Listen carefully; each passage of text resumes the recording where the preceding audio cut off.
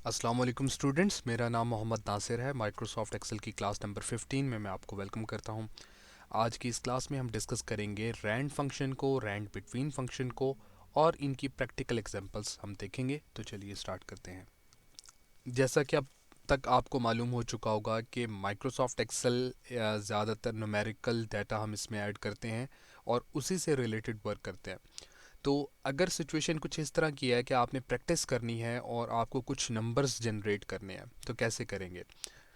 अगर whole numbers की बात करें तो थोड़ा इजी हो जाते हैं, बट अगर हम ऐसे नंबर्स की बात करें, डेसिमल नंबर्स की बात करें जो, या ऐसी वैल्यूज़ की बात करें जिनका आंसर पॉइंट्स में आता है, तो काफ़ी मुश्किल हो जाएगा।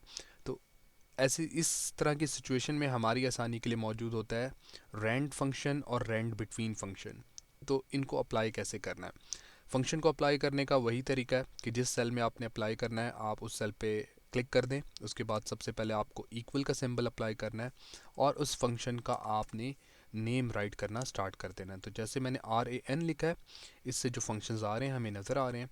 अगर मैं साथ में D लिख दूंगा तो रैंड और रैंड बिटवीन के दो फंक्शन हमारे पास मौजूद होते हैं। इसमें रैंड और रैंड बिटवीन में रैंड जो है, रैंड से मुराद है रैंडम। ठीक है। जब भी कोई आप फंक्शन अप्लाई करने लगेंगे उसकी डिस्क्रिप्शन आपको यहाँ पर शो होगी कि ये फंक्शन क्या रिजल्ट या क्या काम परफॉर्म करेगा। तो रैंड का जो फंक्शन होता है ये रैंडम वैल्यूज़ जनरेट करता है, और रैंड का फंक्शन हमेशा जो भी वैल्यू जनरेट करेगा ये पॉइंट के अंदर आएगी और ज़ीरो से लेकर वन के बीच में होगी। ना वन से बड़ी होगी ना ज़ीरो से छोटी होगी। तो इसको आपने अप्लाई कैसे करना है? तो थोड़ा सा जूम कर लेते हैं ताकि आपको अच्छे से नज़र आ जाए। कर लेता। तो हमें यहाँ पर बस ब्रैकेट को क्लोज़ कर देना है। ब्रैकेट को क्लोज़ करने के बाद एंटर प्रेस करेंगे तो यहाँ पर आप देख सकते हैं कि एक वैल्यू हमारे पास आ गई है 0.54026। इसको हम ऑटो फिल कर लेते हैं ताकि मज़ीद हमारे पास वैल्यूज़ आ जाएं। तो यहाँ पर देखिए कुछ वैल्यूज़ हमारे पास आ चुकी हैं, और आप एक बात नोटिस कर रहे होंगे कि ये वैल्यू ज़ीरो से लेकर वन के बीच में कोई भी ऐसी वैल्यू नहीं है जो वन से बड़ी है। तो रैंड का तो ये फंक्शन है कि ये रैंडम वैल्यूज़ जनरेट करता है। अब इसका हम इस्तेमाल क्या कर सकते हैं, अभी कुछ देर में आपको इसका मैं प्रैक्टिकल यूज़ समझाने लगा हूँ। इससे पहले हम रैंड बिटवीन को भी देख लेते हैं। रैंड बिटवीन जो फंक्शन है ये रैंडम वैल्यूज़ जनरेट करता है, लेकिन हम जो वैल्यूज़ स्पेसिफाई करेंगे उसी रेंज में ये वैल्यूज़ जनरेट करेगा। आप अगर इसका सिंटेक्स देखें फंक्शन का, तो इसमें ये सबसे पहले फर्स्ट आर्गुमेंट जो है इसका, ये कह रहा है कि आप बॉटम वैल्यू बताएं। तो बॉटम वैल्यू मीन्स कि अगर आपको कुछ वैल्यूज़ जनरेट करनी है, फॉर एग्जांपल मुझे 100 से लेकर 1000 के बीच में वैल्यूज़ जनरेट करनी है, तो इस एग्जांपल में मेरी बॉटम वैल्यू है 100। तो मैंने 100 राइट किया। उसके बाद फर्स्ट आर्गुमेंट के बाद हमने कॉमा अप्लाई करना है, तो कॉमा अप्लाई कर देते हैं। और नेक्स्ट आर्गुमेंट है टॉप। तो टॉप वैल्यू हमारी है 1000। तो मैंने 1000 राइट किया, ब्रैकेट क्लोज करते हैं, तो हमारा फंक्शन क्रिएट हो गया। अब हम इसको अप्लाई करने के लिए एंटर प्रेस करेंगे। तो जैसे एंटर प्रेस किया तो 100 और 1000 के बीच में एक रैंडम वैल्यू एक्सेल ने हमें दे दी 2197। अब हम इसको ऑटो फिल कर लेते हैं। जैसे हमने ऑटो फिल किया तो यहाँ पर हमारे पास कुछ वैल्यूज़, अब 100 से छोटी नहीं होगी वैल्यू, 1000 से बड़ी नहीं होगी। तो दोनों फंक्शंस का आपको मकसद समझ आ गया होगा कि ये रैंडम वैल्यूज़ जनरेट कर रहे होते हैं। रैंड अपने तौर पे काम करता है, ज़ीरो से वन के बीच में वैल्यूज़ जनरेट करता है, और रैंड बिटवीन हमारी स्पेसिफाई की हुई वैल्यूज़ के बीच में ही वैल्यूज़ को जनरेट करेगा रैंडमली।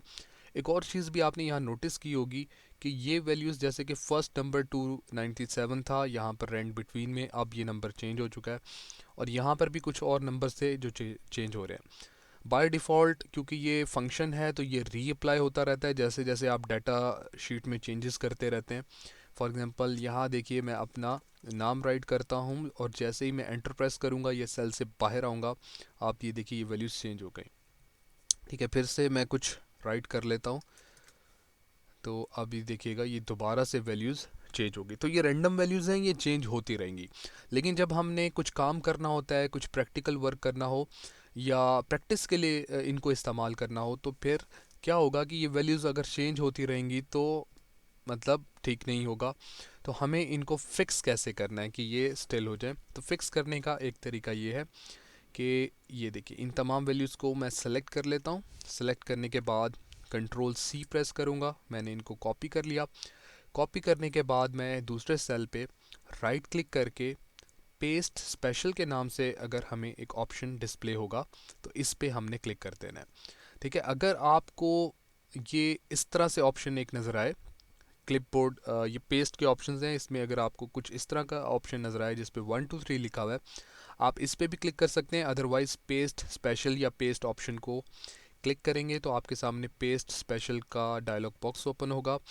इस विंडो में से आपने वैल्यूज़ के नाम से जो ऑप्शन है इसको सेलेक्ट करके ओके कर देना है। मतलब ये है, पेस्ट स्पेशल को भी हम डिटेल में डिस्कस करेंगे। अभी के लिए इसका मकसद ये है कि हम एक्सेल को बता रहे हैं कि ये इस सेल में बेशक फार्मूला लगा हुआ है, हमने कॉपी किया, लेकिन इन वैल्यूज़ को इन फार्मूला से जो भी रिज़ल्ट आ रहा है इसको एज अ वैल्यू पेस्ट करो, तो ताकि ये वैल्यू चेंज। अब ये देखें एज अ वैल्यूज़ पेस्ट हो गई हैं। मैं इसको भी सिलेक्ट करता हूँ, कंट्रोल सी हमने कॉपी कर लिया, और इस सेल पे राइट क्लिक करके पेस्ट स्पेशल और वैल्यूज़ के ऑप्शन को सिलेक्ट करके हम ओके करेंगे। तो अब हमने एज अ वैल्यूज़, अब ये जो वैल्यूज़ हैं ये फंक्शन से जनरेट हो रही हैं, बट ये जो वैल्यूज़ हैं ये फिक्स्ड हो चुकी हैं, ये फंक्शन से जनरेट नहीं हो रही। मींस ये कि अगर हम डाटा शीट में चेंजेस करेंगे तो यहाँ देखें ये तो तब्दील हो गई हैं, बट ये है फिक्स्ड हैं, ये तब्दील नहीं हुई। अच्छा, अब